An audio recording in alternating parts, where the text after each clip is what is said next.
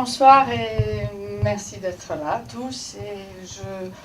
J'arrive presque pas à croire que vous êtes là, que je suis là, que l'équipe est là. Le festival dure 32 jours cette année, donc 32 jours, et donc nous avons essayé de préparer pour le mieux ces 32 jours avec cette année 135 films qui nous viennent vraiment de la grande Europe, de toute l'Europe.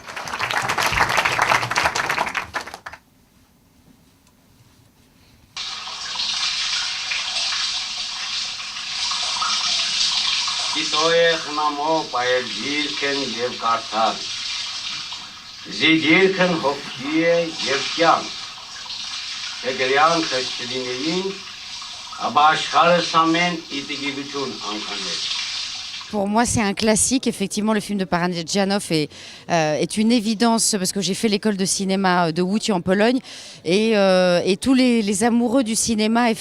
Nous, on avait l'obligation de voir ce film, en tout cas dans l'histoire du film.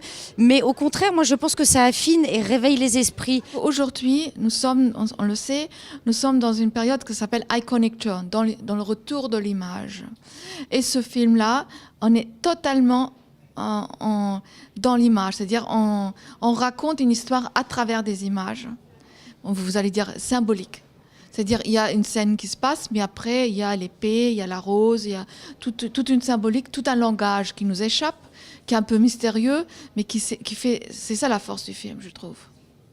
Je pense que de proposer ce film-là en ouverture, ça annonce déjà une très très belle couleur, une grande poétique et une belle sensibilité en fait pour le reste du festival.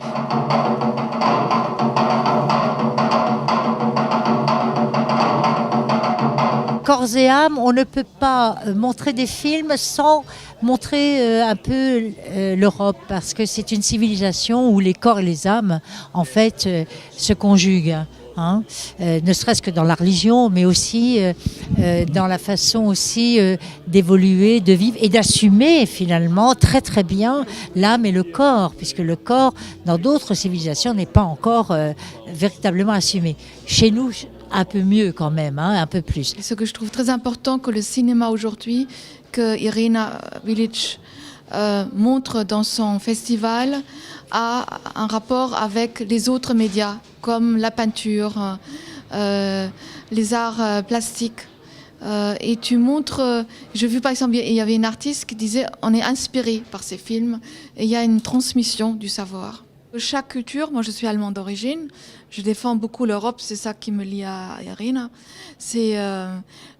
Et chaque culture, chaque langue a sa manière d'aborder l'espace, le temps, aussi de mood, de manière d'être.